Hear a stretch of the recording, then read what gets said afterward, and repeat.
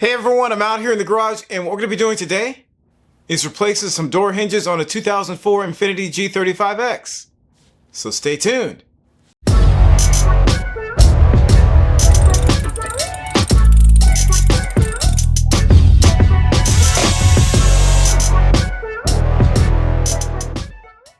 So if you're new to the channel, I just want to welcome you here and hopefully you'll consider subscribing if you like what you see.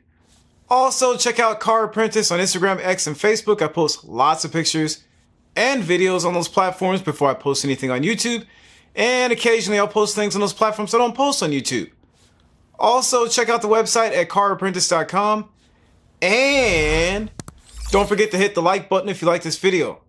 Also, see links in the video's descriptions to some of the products used in this video. So the front driver's side door hinges on my relative's 2004 Infiniti G35X were in pretty bad shape, and they were causing the door to sag. So we're going to replace those door hinges today. So, let's get into it. Here's one of the door hinges that needs to be replaced. You could try making some adjustments at the hinges and the striker if your hinges are in good shape. See links in the description below. Here's one of the replacement hinges. The part numbers for the top and bottom are 80401, AG00A, and 80400, AG00A respectively.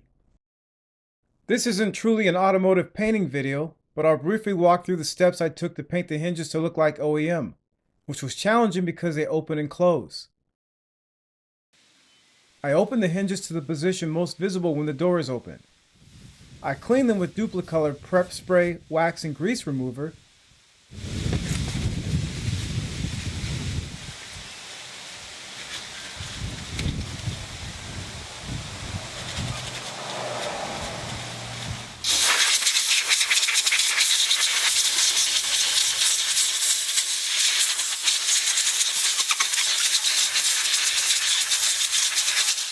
I then roughed up the surfaces with 180 grit sandpaper.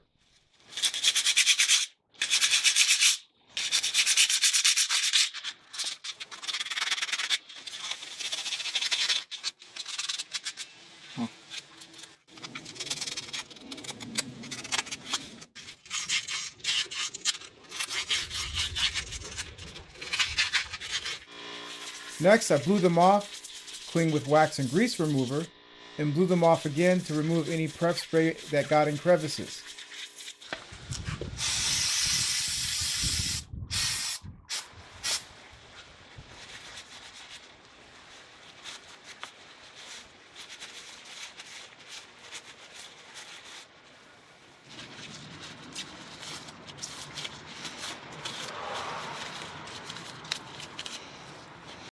I couldn't find gray in the local paint store, so I opted for beige 2-part or 2K Spray Max 3680032 epoxy primer to mechanically bond with the metal and protect it. The can should be shaken for 2 minutes, then the red button is removed from the cap and placed over the pin.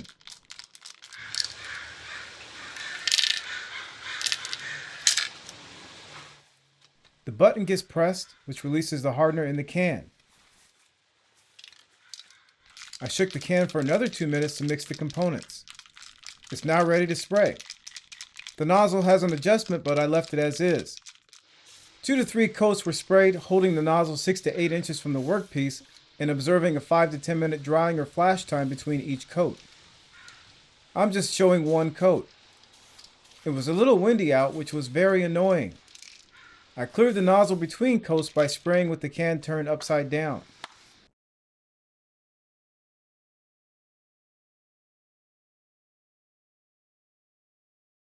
Now, I could have just painted over the epoxy primer with a base coat after sanding with 600 grit, since we're just dealing with door hinges that barely will be visible when installed.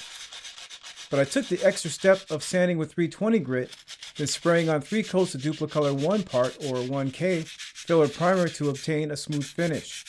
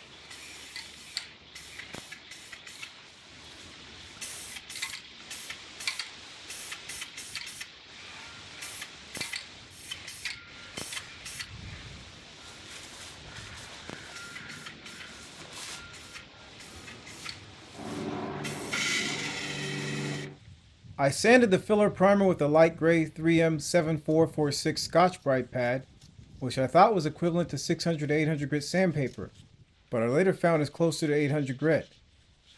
The green 6448 pad is closer to 600 grit. From my experience, 600 grit is best when applying a metallic base coat over primer.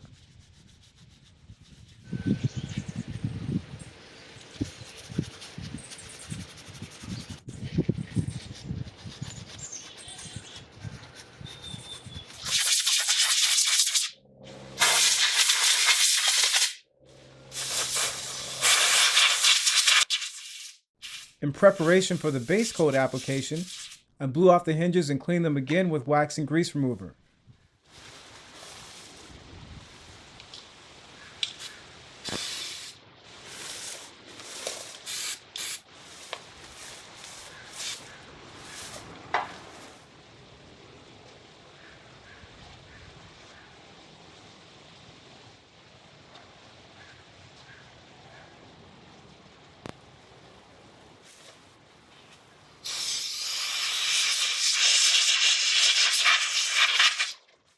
I had some leftover Deltron Desert Mist metallic paint, so I mixed it 1:1 with reducer.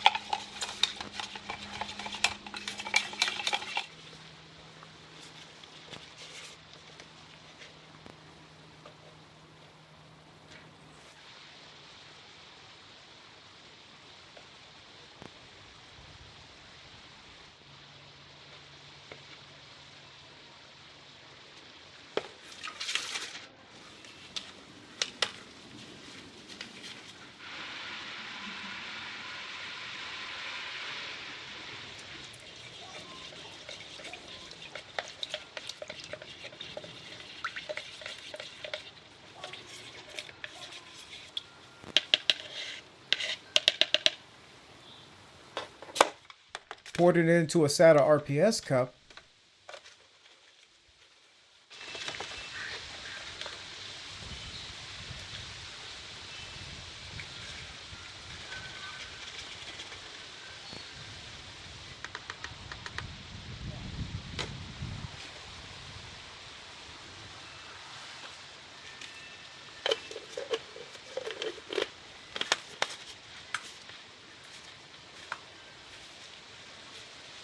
And place the cup on my spray gun. The paint can be mixed directly in the RPS cup, but I was trying to avoid making a mess.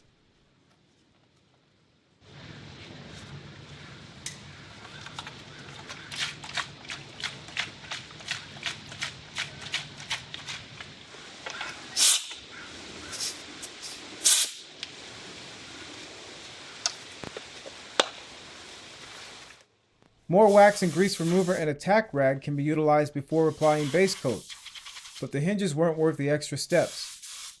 I then sprayed 3 coats on the hinges.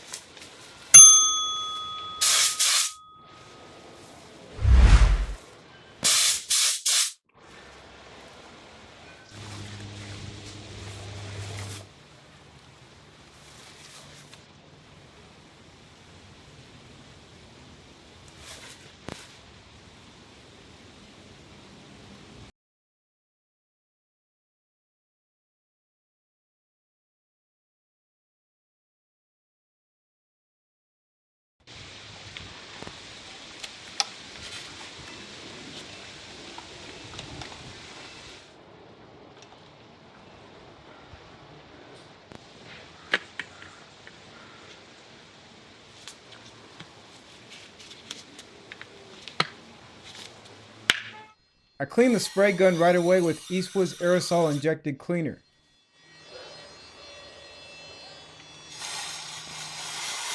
The clear coat I use is Spray Max 3680061. The preparation process is like the 2K primer. See the link in the description.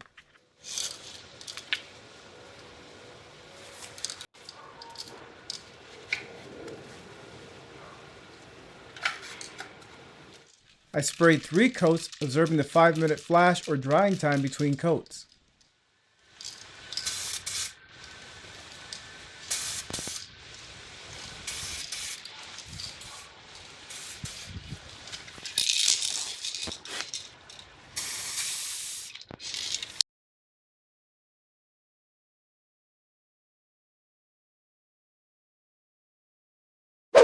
Alright, now that the new hinges have been prepped, we're going to work on removing the door and the old hinges.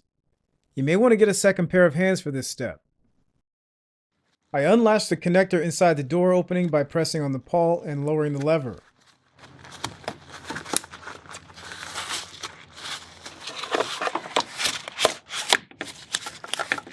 Before unfastening the door from the hinges, I placed a block of wood on my jack's pad and covered the block with a drop cloth to protect the door.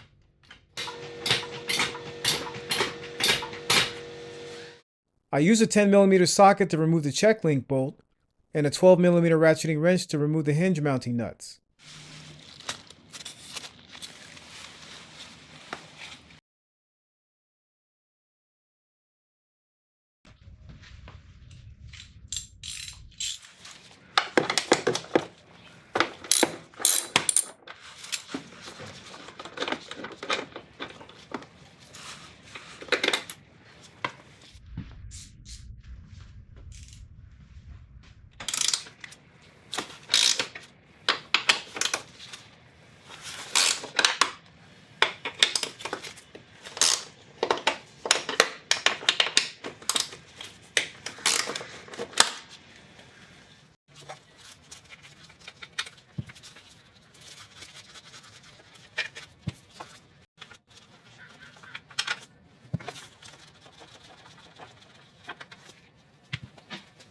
Here's the door on the floor on a drop cloth. Sorry I didn't show lifting the door off the hinges. While removing the door, I remembered that I forgot to put a drop cloth on the floor to protect the door, so I had to scramble. The hinges are partially tucked behind the fender, so some dismantling is required. Some of the footage shown is from the hood hinge replacement, since some steps are similar. I removed several screws holding the wheel well covers in place with a Phillips screwdriver.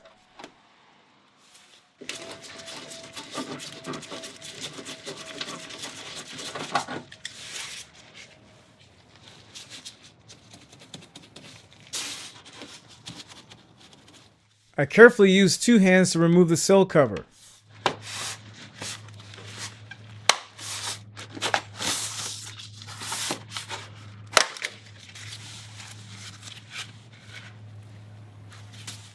Next, I used a pry tool to pop the 5 side skirt clips loose.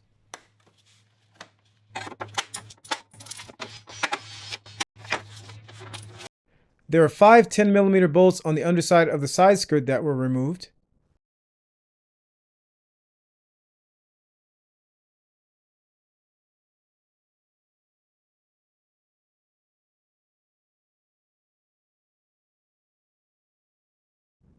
The 2 10mm lower fender bolts were removed.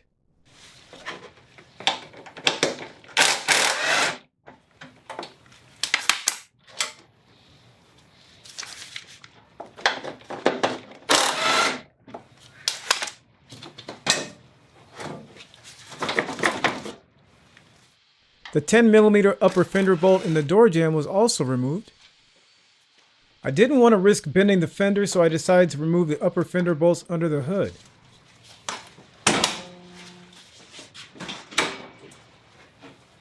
Next, I removed the 3 bolts near the headlight, which I believe were a 10mm and 2 12mm.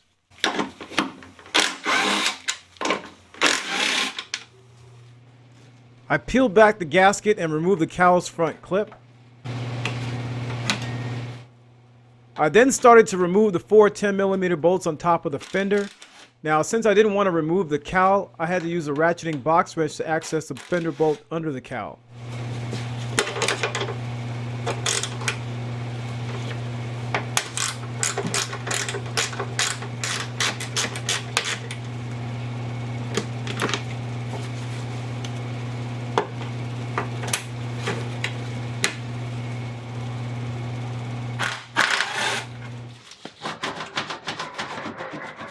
I placed some tape on the edge of the fender for protection.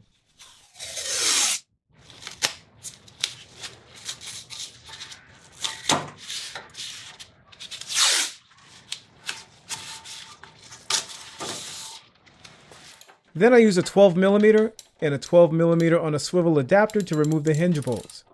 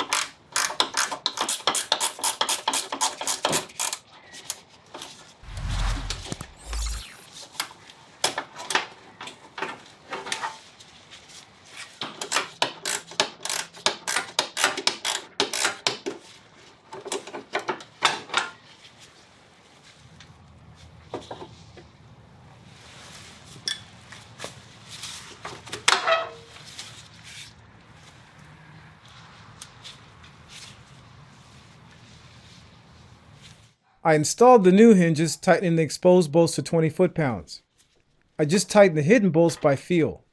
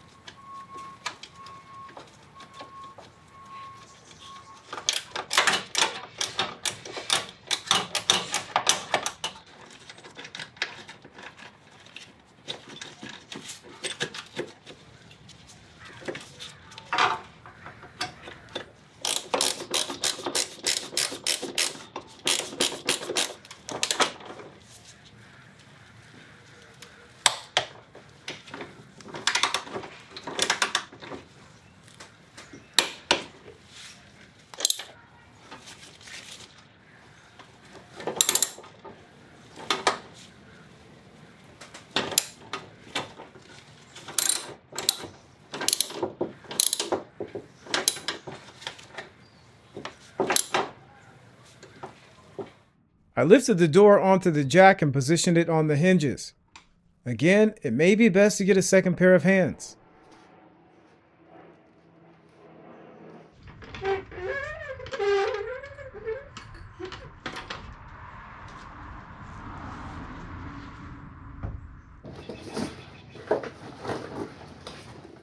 Next, I started the nuts on the hinges.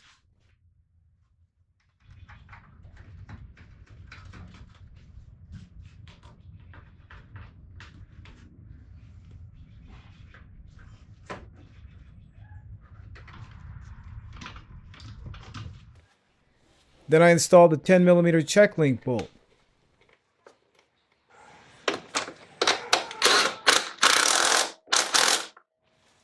I finished tightening the nuts with a 12mm ratcheting wrench.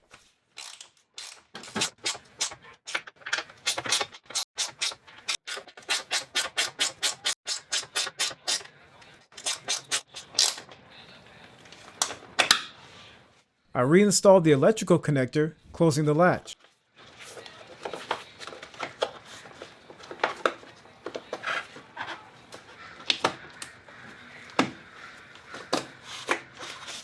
While testing the door, I noticed that it closed too low, so I made some minor adjustments to the hinge bolts. You could also try adjusting the striker as needed. I then reinstalled 3 of the upper fender bolts on the driver's side and the passenger side to check the gap, and proceeded to finish up the installation.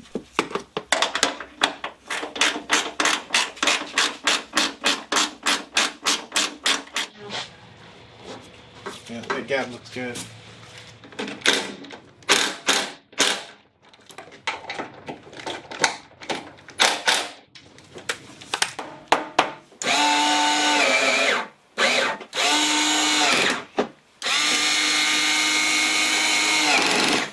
Then I installed the 10mm bolt in the door jamb.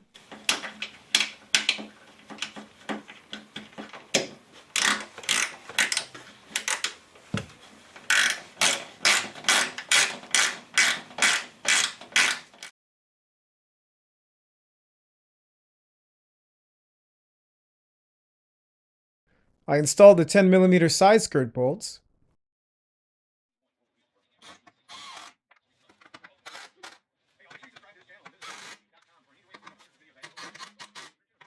I reinstalled the clips for the side skirt.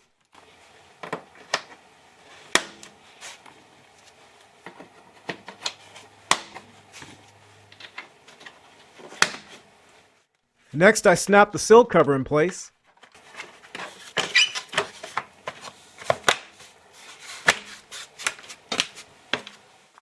Here's the finished hinge replacement, and that's it.